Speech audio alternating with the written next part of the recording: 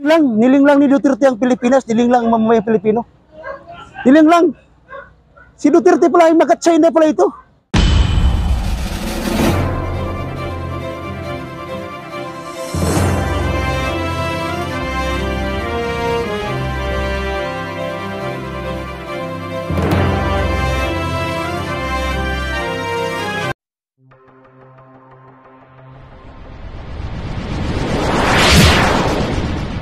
Pang Hilonggo. Please subscribe Subscribe and like. and share. Okay lang. Alam nyo kasi kung bakit ako nagagalit kay Rodrigo Roa Duterte? Walang hiya po. Oh, biro man 30,000 Pilipino die or war on drug.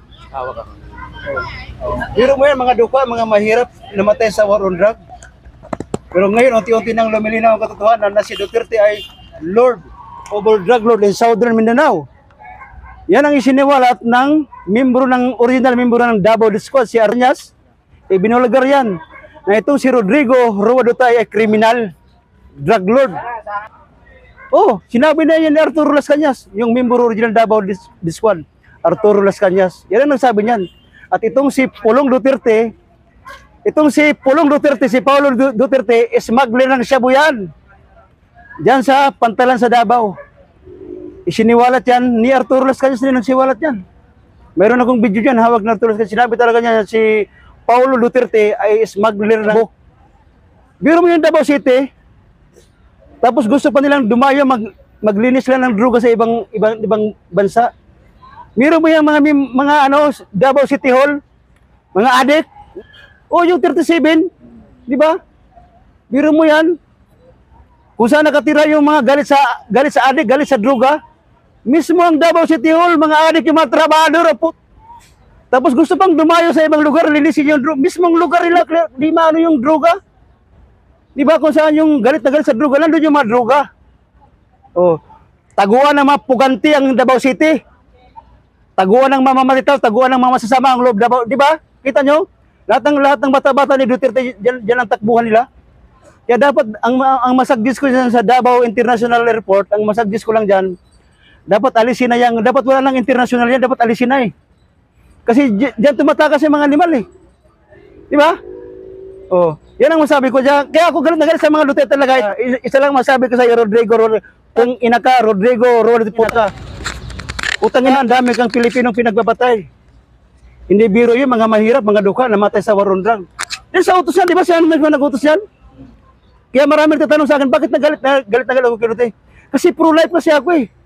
Mahirap lang ako, duka lang din ako. O nakita nyo, nagsisinils lang ako. Nakita mo naman ako, may tali pa yung na plastic ko. Kasi wala akong sinturon. Tinari ako ng plastic yan. O, mahirap lang kasi tayo eh. Di ba? Para tayo mahirap eh. Kaya ako naging ganito, magsasalita lang ganyan kasi galit. Kasi hindi biro eh, buhay natin kapwa yan eh, di ba? Kung talagang may kasalanan yung tao, nasaan ang due process? Di ba dapat may due process kung talagang nagkasala sila? Lahat ng namatay sa war on drug, yung 30,000 namatay na Pilipinong mahirap mga duka, sangkag yung tuka, kung talagang nagkasala sila, dapat may due process, dapat iharap sila sa hukuman sa husgado para litisin kung dapat, ang ibig ko sabihin niya, dapat mabigyan man lang sila ng makapagsalita, ipaliwanag yung mga sarili nila. Wala eh. Did on the spot eh. Pinagtutukan, pinagbabaril lang Redeng Tandem. Diba kawawa mga kapwa natin mga ano. Tapos ito mga Chinese na drug lord, ba? Ginawa pang advisor nito si Michael Yang. O diba alam niyo, mga vlogger niyo kayo, diba alam yan? Si Michael Yang, magkaiba-iba man tayo ng mga sinusuportahan. Isa lang naman ang layunin natin para sa katotohanan, diba? O, si Michael Yang, nakita mo si Michael Yang, drug lord, ginawang advisor ni Duterte. Diba kita nyo na, gano'n kawalang yan, no? O, tapos ngayon naghanap sila ng ang gusto nila, mayroon silang due process. Dapat kay Duterte, dapat si pugutan ng ulo si Duterte. Kasi yung buhay ni Duterte, alam mo Rodrigo Duterte, yung buhay mo, kulang pa yan pambayad sa winilang mo ang buhay ng kapwa ko mahirap. Kulang na kulang pa. Kahit tagtarin ka pa, Duterte ng Pino, gawin ka pang giniling, kulang na kulang pa yung pambayad. Ang buhay mo sa winilang mo, ang buhay ng kapwa ko Pilipino. Kulang na kulang talaga yan. Yung pinapatay lang. Talaga. Yan natutuwa ko nga nilang ICC dahil malapit na magano'n, di ba? So, bago magtapos ang 2024, sabi nga ito si Duterte ay malapit na tumaris doon ng ICC. Yan ang gusto ko. At bago ka malang mamatay, ha? Alam mo Duterte, ang may payo ko sa iyo, sana mababa ang buhay mo. Dahil gusto ko managot ka sa lahat ng kasalanan ginawa mo. Yan ang masabi ko sa iyo Duterte. Sana humaba ang buhay at bago ka malang bago ka malang mamatay Duterte, bago ka lang matigbak. Ha? Duterte ka, bago ka malang matigbak, bago ka mamatay, mabulo ka na sa kulangan po. Si Duterte, pati pala mga ano, mga tira-tira ni Kibuloy, pati 12 anyos. Grabe ka, manyakol talaga ito, pinang matanda ito, hayop. Alam mo, si Duterte, lahat ng klaseng krimen na sa kanya na. Siya ang mastermind lahat eh. Mastermind sa patayan, mastermind sa nakawan, lahat ng ano, diyan, nasa kanya lahat na, wala akong masabi kay Duterte lahat. Siya. Pag galit ka sa kanya, pagbintangan ka ng mga adik, kung ano bintang sa'yo, tinan mo si Leila de Lima. Biktima, di ba? Kinulong na walang kasalanan. Nakita mo naman, walang malinis. O, pinagbintangan nila kung ano, di ba? Winasak ni Duterte ang buhay ni Leila de Lima. Winasak yung pagkababae, di ba? Masakit yun. Magkulong ka ng 7 years na walang kasalanan. Dahil sa galit, ito, mga duwag ito eh. Talo sila kay Leila de Lima, hindi nag-wheelchair. Hinarap niya lahat, babae yan. Ito mga lalaki po, ito si Kibuloy, gusto pa mag-house arrest na kayo, may sakit na hindi na nakakuhan. Dahil hindi na nakakuhan sa putang ina, kaya yan ang sinasabi ko. Kaya alam mo Kibuloy, ikaw ba yung son of God po? Yan bang son ng Manyakis po? Saka wala nakalagay sa Biblia na Kibuloy ng anak ng Diyos. Yan bang anak ng Diyos? Manyakis? Putang 12 anyos, no? Walang yan, di ba? Dapat si Kibuloy, ano yan eh. Bitahin yung sukluban ng likurinti na ano, yung may kurinti na sombrero. Dapat ganyan Kibuloy, Silya elektrika ka. Sukluban ka rito, sombrero may kurente para mamatay ka po. Yan, isa rin yung butangin ng butanding na yan. Hariro kitang tubol na butanding na budlot ng tiyapo. Ang yabang-yabang mo, daldal ka ng daldal, wala saan ka na ngayon, putang. Mayroon pa kayong ano, account ng ano Jowa mo si Lacerda, putang, malaki ba yung Lacerda? Nang hariruki ka. O nasaan ka na ngayon, nagtatago ka na. Ngayon, ang balita ko, hindi yata inon ng Supreme Court, yung inano niya. Di ba sabi niya, lalabas lang siya pag inano ng Supreme Court. Ang balita ko yata parang hindi yata kinatigan ng Supreme Court yung hinihiling niya. O, kaya ngayon, hariruki, lumabas ka na, putang. Ang daldal mo nga eh.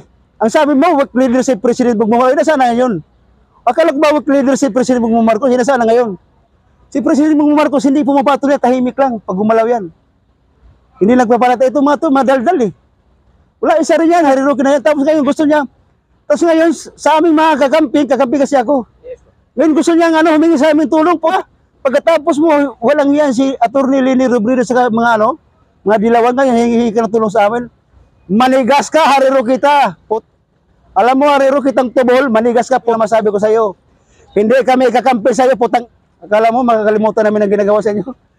Anong masabi? Ay, ang pag-aalam ko noon, dapat hindi tinanggap yun eh. Kasi ang sabi kasi ni Barry Gutierrez, bigla na lang daw yun pero sabi ni Senador Antonio Trillanes, hindi daw talagang 2 days yata, mayroon na pinag-usapan. Dapat hindi na tinanggap yun na Atty. Leni Robredo.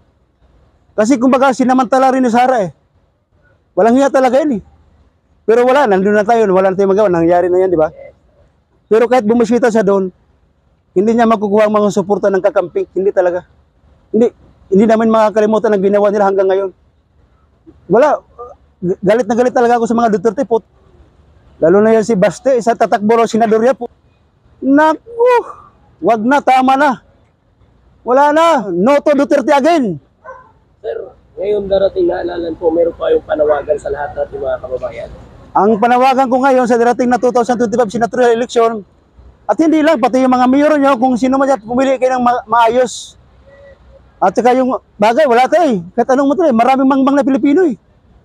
Iwan ko. Pero kahit may mga kaso na, binoboto pa rin. Ba't gano'n, no? Wala talaga, kahit anong sabi mo dyan. Mamaos ka na lang talaga ang Pilipino, karamihan talaga, hindi naman lahat karamihan lang. Kaya ang maipayo ko lang sa kanila, pumili kayo ng mabuti at saka yung may magandang track record. Wag na yung may mga track record na mga kasi karamihan kasi ngayon, ang daming Yan si Lito Lapid, dako. Yung mga nakukulong, sir, na binoboto pa rin. Wala nga eh. Iwan ko ba't ganun pa rin ang mga Pilipino. Ang tanong ko lang, sir, may tanong lang ako. Yung si Trillanes kasi nakulong, pero binoto pa rin yun siya eh. Di yung pagkakulong niya, iba yung kaso niya eh.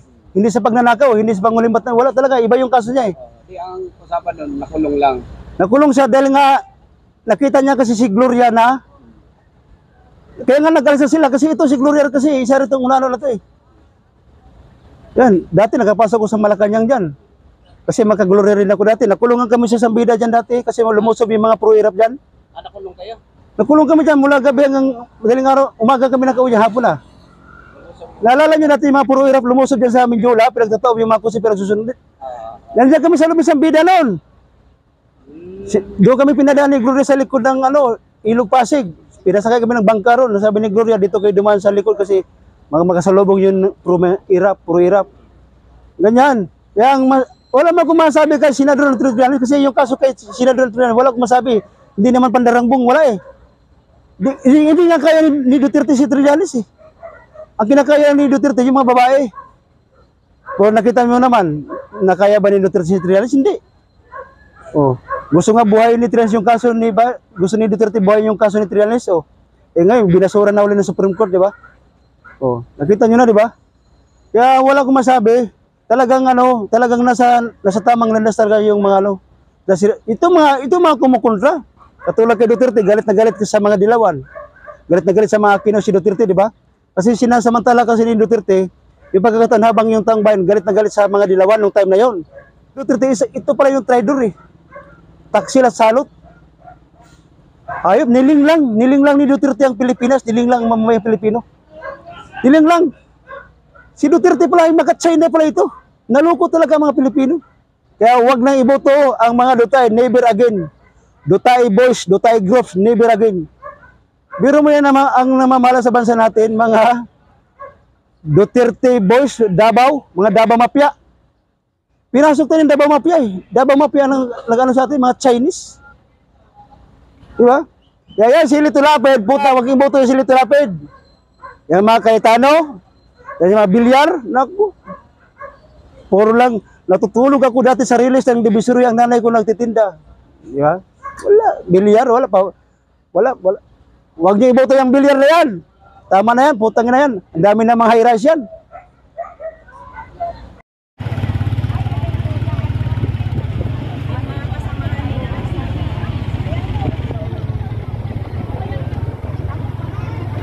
Ito na tayo mag-live. Dami nakapula eh. Ay, mga Marcos to, pre. Mga Marcos to. Yan o. Gagi mga Marcos yan o. Gagi mga Marcos yan. PBB mo. PBB yan. Huwag ka na maglagay ng motor mo. Pero balik tayo dito. Sige, pre.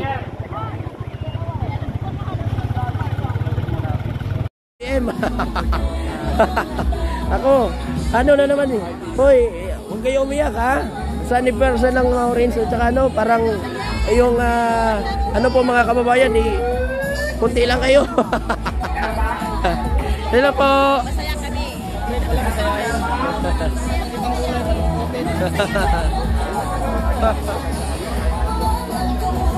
Oh. Grabe.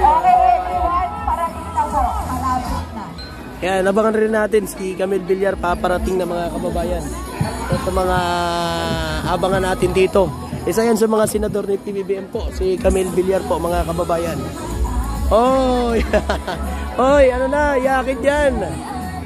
Ayan, Abalos Locson Soto. Si Soto Lacson ay nakakapag-file na. Si Abalos na lang po abangan natin dito mga kababayan. Oh, ayan, grabe no.